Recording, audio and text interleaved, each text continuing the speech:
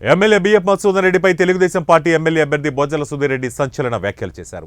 75 రోజుల తర్వాత తాము అధికారంలోకి వచ్చాక శ్రీకాళహస్తి నియోజకవర్గం రేణిగుంట ప్రాంతంలో భూ కబ్జాలు చేసి కట్టిన ఇళ్లన్నీ పడగొడతామని బొజ్జల చెప్పారు. బీసీలను ఎన్నో అత్యున్నత పదవులు నిలిపిన ఘనత తెలుగుదేశం పార్టీకి దక్కిందని, రాబో ఎన్నికలలో బీసీ సోదరులంతా కలిసికట్టుగా తెలుగుదేశం పార్టీని ఆదరించాలని, శ్రీకాళహస్తిలో తనను రాష్ట్రంలో నారా చంద్రబాబు నాయుడు గెలిపించాలని కోరారు.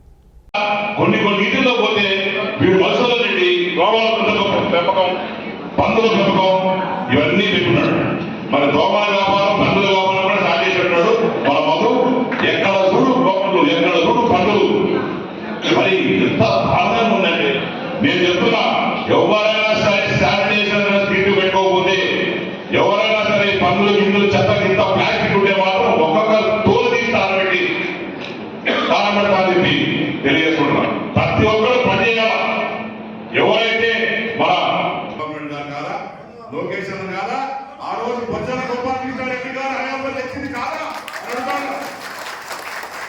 ఈ రోజు చూస్తే అదే ఫ్యాక్టరీ కామధేను లాగా రోజు పొద్దులు లేడు, ఒక పక్క నుంచి ఎమ్మెల్యే లాక్కొని పాతాడు, ఒక పక్క నుంచి కిషోర్ గారు పెట్టి తాగడు, ఒక పక్క నుంచి కూతురు తాగడు, ఒక పక్క నుంచి ఇంకోటి తాగడు.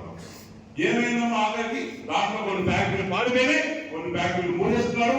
ఈ రోజు కొంతమంది నాకు వాళ్ళే ఫోన్ చేస్తున్నారు, మిస్టర్ రెడ్డి అంటే మీరు రెడ్డి గారు మీరు తప్పకుండా ఈసారి గెలవాలి అని ఒకటి ఫోన్ చేశాడు హిందీ వాడు.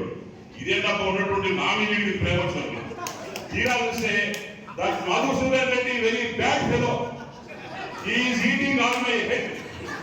వాడికి హిందీలో ఇంగ్లీష్ వీడికి హిందీ